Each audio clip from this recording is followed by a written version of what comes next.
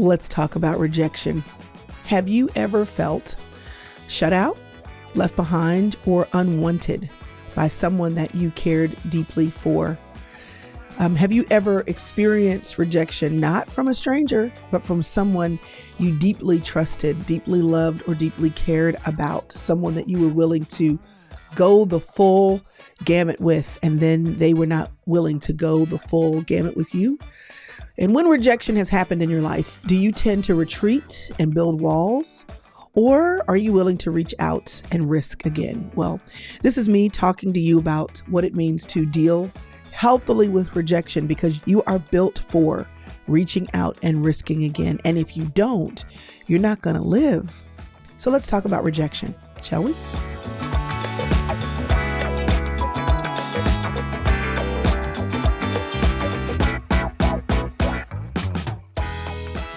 If we are going to live in a healthy, thriving community, if you're going to have healthy, thriving relationships, you have to acknowledge this truth that being close to people, even friends, I'm not even talking about the boys today that you love, that you're in love with. I'm talking about the girls that you love, the ones that you would hope would be close and with you the whole time. Being close to people means we will at some point face rejection.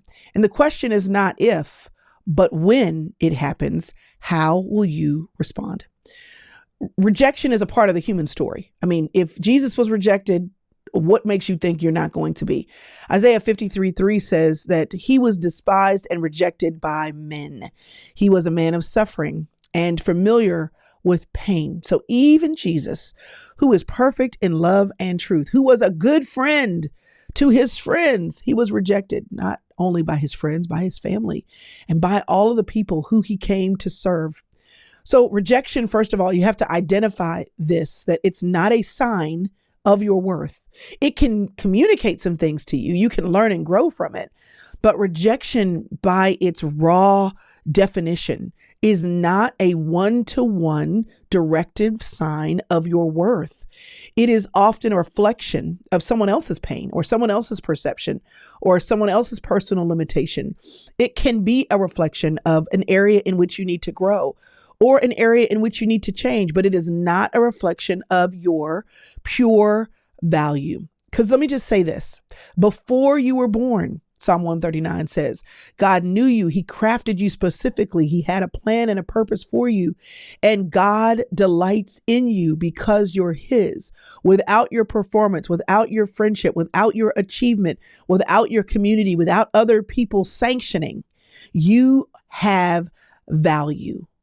And I have to tell you, as a woman who has experienced rejection on the love spectrum and on the like spectrum, when someone rejects you, when someone says you don't fit in with the in crowd, or someone says you're not like us, or someone was your friend but became friends with other people because the other people seem to have something that you didn't, that can leave you scarred, raw, and then scarred. It can bring up a whole bunch of questions. I was the kid who rarely fit in. I recently was reading about the traumas that we experience in our life. And we think about traumas like sexual abuse, and we think about traumas like divorce. We think about traumas like death and loss. But, there are big T's and little T's, and the little T traumas are just as impactful. When you were the kid who was never included in the in group at school, that was me. I was always the weird, studious, straight A kind of goody two shoes kind of girl. And the cool kids, I never was in with the cool kids and always wanted to be in with the cool kids. And it didn't matter when I was in public school or private school, or when I was in public school in high school. It didn't matter.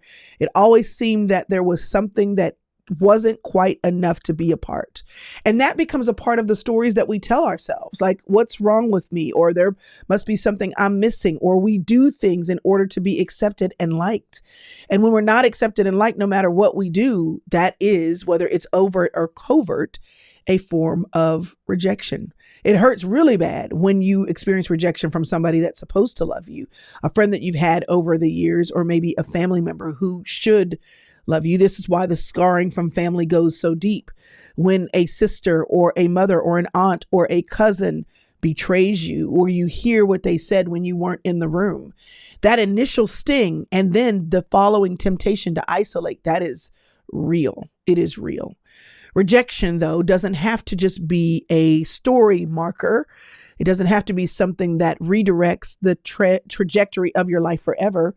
Rejection is it can be a part of relational learning. Rejection is not a verdict about your value. That's what you have to remember. It's a redirection to your true identity. Lisa TerKeurst said that. And she's talked a lot about forgiveness and rejection. And so if you've never heard her talk about that, you should pick up her books, because the last couple of books, that is the majority of what she's been talking about. There is a lot to learn. A closed door does not mean that open doors don't also exist. It may mean that those doors weren't your doors. Here's the key thing to remember: that rejection doesn't have to define you. And when you allow the rejections that you've experienced to change the way you interpret your value, then you will find that you are the one who is now living with an altered and often lessened perception of your value. And the problem with that is it changes what you will reach for. It changes who you will engage with. It changes the story that you tell yourself. And one person shouldn't have that much power. Psalm 27:10 says, though my father and my mother forsake me, the Lord will receive me. And if the Lord receives you, and I know he out there in Never Land, I know he's in the heavenlies, not down here close, but this is why it's so important.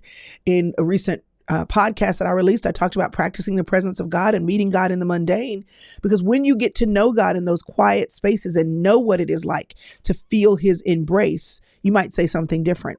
But he does want us also to live in community with flesh and blood people who can touch us, who can hug us, who will show up when hard things are happening.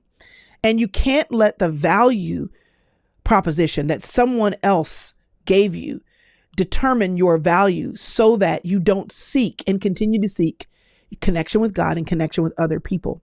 Your worth is not tied to who accepts you or rejects you, because you are already received and chosen by God. Rejection often is God's protection. It's often God's redirection.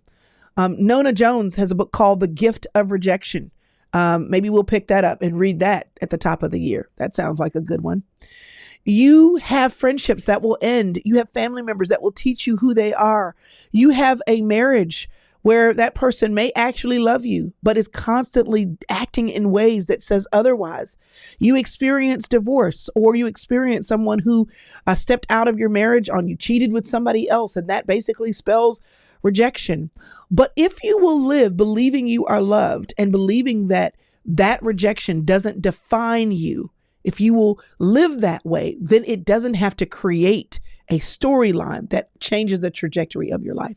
So rejection is a part of the human story, but rejection doesn't have to define you. That's the problem. We have to stop allowing the rejection of one person or one group of people or two people or three people to tell us a story that we never recover from. Hey, y'all. It's planner time. Y'all, it's that time of year where my planners roll out. Last year, we sold out. And this year, it's going to be even better. We have new colors, and you can find out more about when the planner and the pre-sale, because the pre-sale is the thing that you want to get in on, when that will be available. Just look down below. I'm so excited to help you get ready to live abundantly and high capacity with a brand new mindset in 2026, y'all. Let's go. So when rejection happens, you have to look for how it can refine you. I've talked about this when I wrote Kingdom Woman. Diamonds are formed under pressure. So rejection can produce a work in you. It can make you better. It can make you more solid. It can make you more stable. It can make you sharper. It can make you more beautiful if you allow rejection to do a work in you. So when it happens, instead of closing off, you have to press in. Romans 5:3-4 says, we also glorify God in our sufferings because we know that suffering produces perseverance. Perseverance, going the long way, the long road, produces character, and character produces hope. In those situations, you've got to be committed to going through them, learning, growing, feeling it, asking yourself, what can rejection teach me? How can this make me stronger and wiser and more discerning? Instead of doing what a lot of us do, which is react. And I'm not talking about crying about it. I'm talking about react, where we chase the person down, where we allow them to keep treating us like dirt, where we respond with vitriol. We respond not in a healthy, God honoring way. And the Bible is clear. 1 Peter 3:9 says, do not repay evil with evil or insult with insult. On the contrary, repay evil with blessing. For you to be able to bless someone that's hurt you, because a healthy response requires slowing down, resisting knee-jerk reactions, and seeking God's perspective first. So what does it mean to react differently so that rejection can refine you? Well, the first thing is pause and pray. Get in your closet, cry in your bed, kneel on the floor, lay prostrate, get in your closet, hide in your car. I was talking to somebody I love very much last night who had a very difficult thing happen yesterday. And we were talking about it. And she texted me and said, I just want you to know I just went in my car and cried really hard. Giving God your hurt before you give it to anyone else. Pause and pray. Not to be super spiritual. I'm talking about let God have it. Cry, rip it out, say the harsh things, ask God the questions, feel it deeply. Then second, learn how to process with safe people. You want to invite wise, godly counsel into your situation. This is also a part of the refining process because other people who are safe, Proverbs 15:22 talks about this. Other people who are safe can love on you, but also tell you the truth. If there is something for you to learn, if there is a way that you need to look in the mirror so that you can grow and change and develop from that, if there is something that you could have done differently, but safe people. This is why we need therapy. I recently had a therapist tell me, if the church was truly the church and if the family was truly the family, I would not have a job. We have therapists because people don't have safe places. And so whether it is a friend, a mentor, an older woman, a sister, a mother, or your spiritual director, your counselor, or your therapist, or your coach. Process with someone who's safe, where you feel like you can bleed and they won't pour salt in it. And if you don't have safe people, find a therapist. Find a therapist. It's okay. All right. Because all you're saying is, I am sick. My heart is sick. And I need somebody who's going to help me heal. And if there is nobody in your sphere of influence who you can truly go to and be honest, find someone who will take your check and will help you to get to higher ground. The third thing is protect your heart without hardening it. Boundaries are biblical, Proverbs 4:23. But boundaries are different than hard walls. I am currently reading through, I read through lots of books, y'all, at one time. It's a problem. Karis would say it's because I'm ADD. I still am rejecting that diagnosis, but I do read through a lot of books at one time. Emotionally healthy spirituality, and I am marking the mess out of this book. I'm currently in the chapter that talks about journeying through the wall. I'm going to read this to you. It says, for most of us, the wall appears through a crisis that turns our world upside down. It comes perhaps through a divorce or job loss, the death of a close friend or family member, a cancer diagnosis, a delusioning church experience, a betrayal, a shattered dream, a wayward child, a car accident, an inability to get pregnant, a deep desire to marry that remains unfulfilled, a dryness or loss of joy in our relationship with God. And he says before that, we don't control the seasons, they happen to us. We don't control the seasons. They happen to us. But he also says, if you don't journey through that wall, then you get stuck at that wall. And the goal in life, y'all, is to not get stuck. We don't want to live limited at a level just because something hard happened, and rejection fits that category. He says later, when we make it through the wall, we no longer have a need to be well known or successful, but to do God's will. The wall is God's way of rewiring and purging our affections and passions that we might delight in his love and enter a richer, fuller communion with him. And so he talks about, and I'm still in the middle of this chapter, finding your way through the wall. And I had to pause because I was like, I don't want to do that. I don't want to. Who wants to do it? Nobody wants to do that. But this is how, if you journey through it, you protect your heart without hardening it. And let me tell you, it is very difficult for God to use you when you're hard. If you want God to fully use you, you have to stay limber, flexible, stretchable, malleable. In his hand, your heart has to stay soft. So when you harden your heart because you've been hurt, you're not just protecting yourself against future hurt. You are preventing future usage, future purpose. Because God, while he can do anything, he wants to work with someone who's giving him their whole heart. I understand, because I understand what it is to respond to be petty, y'all. I can be petty. Listen, the difference between me and Priscilla is I will clap back. I will do it. I will do it and won't think twice about it. And y'all, I have to watch my words because my words are like a machete. I don't say much. Sometimes when we're together as a family and we've done things as a family, everybody's like, you're so quiet. I'm like, because when I do open my mouth, I need to have thought really hard about what it is that I want to say to make sure that it's useful, to make sure that it's profitable, to make sure that it's helpful. Rejection can refine you. Rejection has refined me. It's refined the way I've responded, the way I've learned to use my words, and also me bringing God my rejection and saying this really, really hurt is one of the ways I think that he has continued to be able to use me, that I'll cry about what hurts and share those tears with other people. You get to choose in life whether you're going to be a thermostat or a thermometer. Thermometers only reflect the temperature around them. They are reactive. Thermostats set the temperature.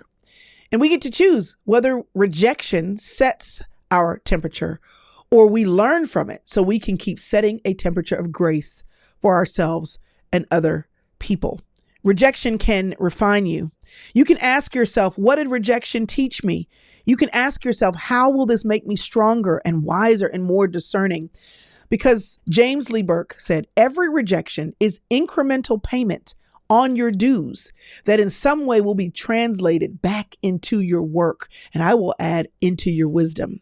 Rejection can be the dues you pay for growing in wisdom, for growing in depth, for growing in truth, for growing in kindness, for growing in compassion.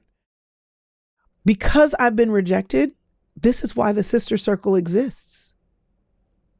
Because I know what it is to be left out, this is why the inner circle exists. Because I have wanted so badly to learn from other women. Can you just tell me how to do it so I don't have to mess up? This is why Monday mornings in the inner circle and the sharing of some of the Monday mornings on the YouTube channel and in the podcast, why they exist. Okay, y'all, the Sister Circle live event, it'll be here before we know it. October the 17th and 18th. Get your ticket. Time is running out. However, if you are watching this video before September the 2nd, so like Labor Day weekend, you really want to get your ticket. Why? Because the prices go up September the 2nd. And over Labor Day weekend, you can buy one ticket and get one half off. What does that mean? You can buy your ticket and bring a friend, your sister, your girlfriend, your mom and them, your cousins, whoever you want to bring. You don't even have to know who it is yet. I want you to come to the live event in the Dallas area, October the 17th and 18th. And if you know you're coming, right now is when you want to get your ticket, okay? Get it before September the 2nd, before the prices go up. If you're watching this video after September the 2nd, you're still welcome to come. Ticket sales end September 30th. All right, y'all, thesistercircle.com/live. Get your ticket today. Instead of staying bitter, you can allow God to use rejection as a refining fire. Rejection can allow you to experience redemption from pain when you see how God uses it. Psalm 118:22 says, the stone the builders rejected is what became the cornerstone. And God specializes in using rejection as a setup for redirection towards his purpose. Just like a GPS can reroute you when a road is blocked, rejection is often God's way of redirecting you towards your purpose and towards people who truly align.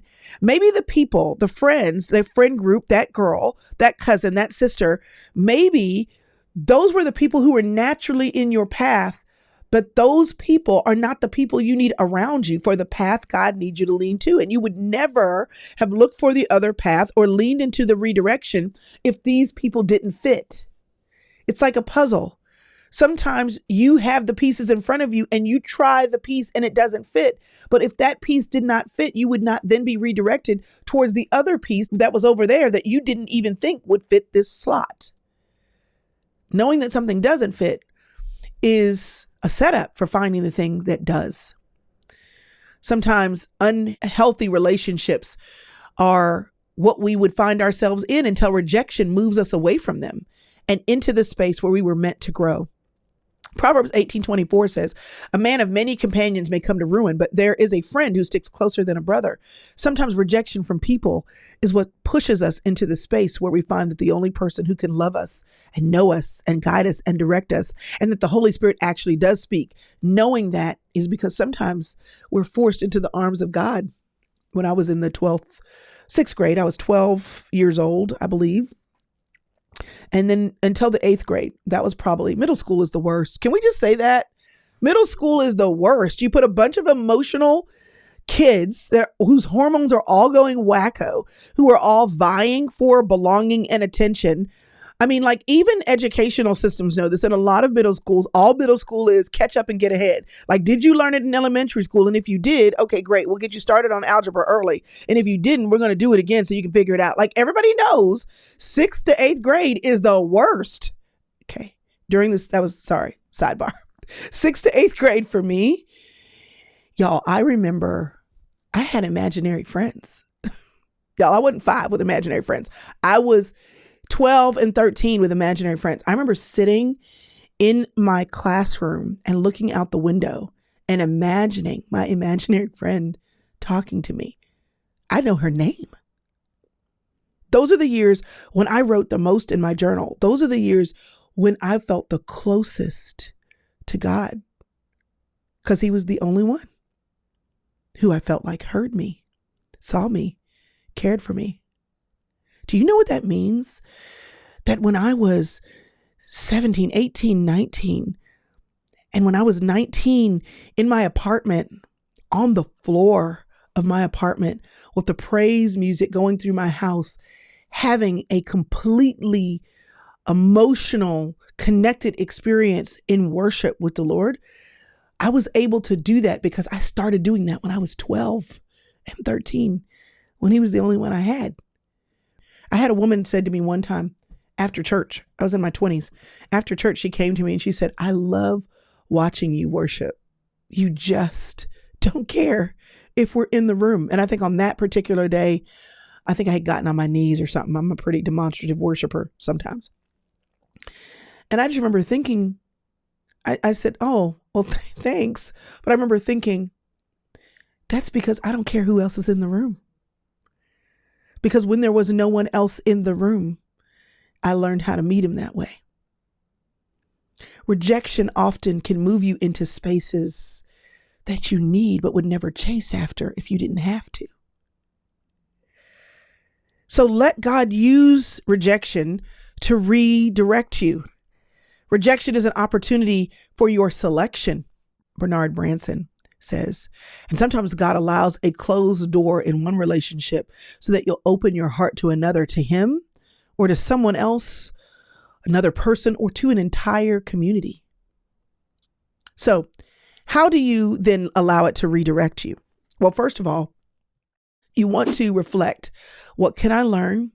You want to reframe. How can you see this hard thing through the lens of God's bigger picture?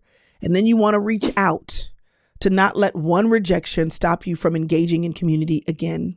When you reach out, take small risks. Say yes to one invitation, even if you're nervous. In those circumstances, when you find that the hurt is rising up, every time it rises up, that's an opportunity to forgive. It's like, this hurts, but I release them. They know what they did, and I need to set a boundary, or they don't even know what they did.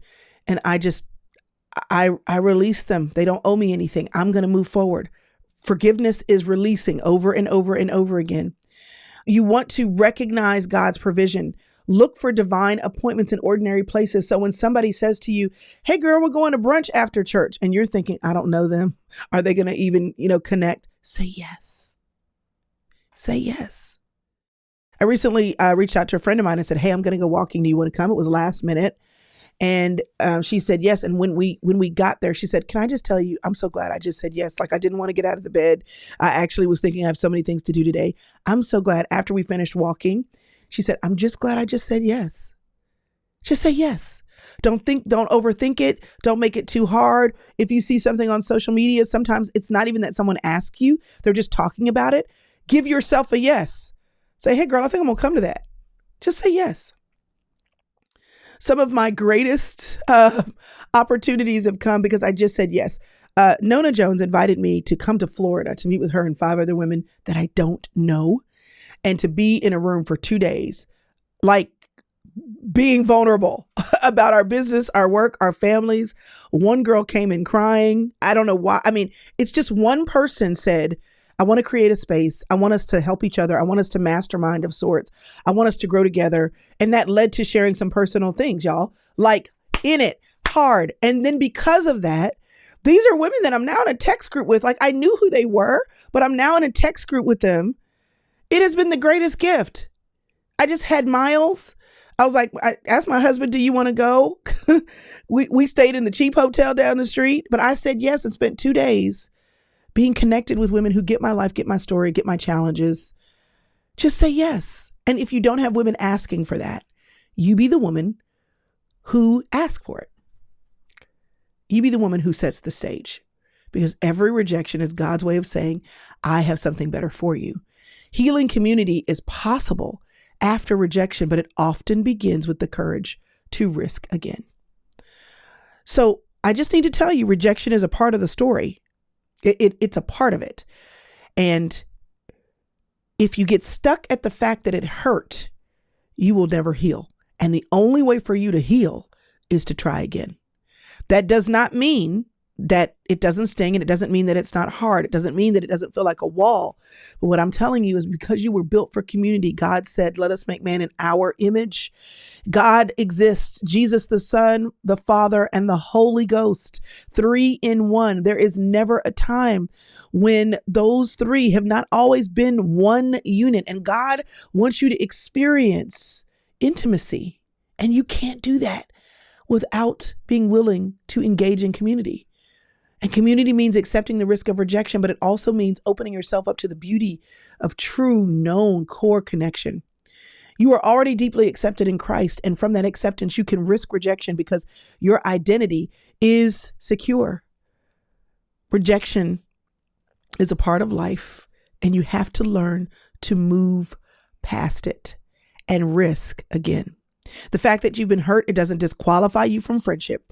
It actually qualifies you to be a better and more compassionate friend. Bring what you learned and the pain from your heart to the next experiences, because community is what you were designed for. So here's my question for you. Where have you let past rejection keep you from developing new connection? And this week, what is one step you can take to re-engage? Now, we have, of course, the inner circle. And the inner circle, I know that there are some women in the inner circle that are friends to the death. They have met each other at an event, or they've been to a retreat, and this is their group is here. I realize that the inner circle provides the opportunity for women to get to know other women, and that's a great thing. But we also are always challenging you, if you are watching or listening. If you are a woman of faith, you are, by virtue of us being sisters in Christ, a part of the sister circle. You have to take responsibility, though, for developing your own sister circle. And so here is a free way for you to do that. Because the inner circle girls, we are developing, we're growing intentionally together in community. We are learning and growing from me and all the content I have in our inner circle library. And we're doing challenges and book clubs and all the things to grow. But if you are a woman of faith and you're like, Chrystal, I just can't do the inner circle right now, that's okay. When you listen to the podcasts, when you watch the podcast, follow the link to the show notes. In the show notes, there's always at least 3 questions. Take those questions, be intentional about who you want to develop community with, and say, hey, listen to this podcast, watch this podcast that Chrystal just did, and then set aside the time on Zoom or in person, or maybe on a walk, or maybe on a lunch, maybe on a Saturday morning, and answer the questions. That's it. Because if you ask this question in your group of people, if you say, where have you been rejected in the past? And how are you trying to re-engage? That question alone is going to get you and your group of friends or sisters or cousins or acquaintances to actually share something real. You want to know where intimacy and real connection starts? When you're having real conversations. So if you are a part of our greatest sister circle, which if you are a woman of faith, you are, find other women who you think want to grow too, 2 or 3. That's it. And you be the person to go first. And you don't even have to come up with what to say. I'm making this easy. Have them listen to or watch this episode of the podcast. Go to the show notes. You can read the show notes if you like. Find the questions there at the bottom and meet over coffee or have a meal and answer the questions. Now, girls, if you're in the inner circle, you know you have more resources. You got the recipe and the activities and all the things for your friends. But y'all don't just listen and digest and say, Chrystal, that was good. This episode is actionable. Think about your past rejection. Think about your past experiences and do something about it. Because rejection doesn't define you. It can refine you and it can redirect you. And I'm challenging you to operate in action with redirection after listening to this. Because whatever rejection you've experienced, it was only allowed so that you would grow. If God doesn't cause it, he allows it in your life. And when he allows it, your thing is to ask, God, how can I grow? And I can guarantee you that being a better friend is a part of the story. I hope that me showing up every week allows me to be a good friend to you, whatever you call me, big sister Chrystal, Coach Chrissy, whatever it is, your mentor, your auntie, your friend. But this is big sister, auntie, mentor Chrystal telling you, you need connection. And just because somebody in the past hurt you or the friend betrayed you or you were not invited or left out, even if the hurt runs deep, even if it still runs deep, you were designed to be known. And just because the last person didn't get it doesn't mean the next person won't either. But in order to find out what's possible, you have to keep leaning in. So how do you deal with rejection? You lean in. You lean in. All right? This is me telling you, you can do it. So do the work, and I will see you next time.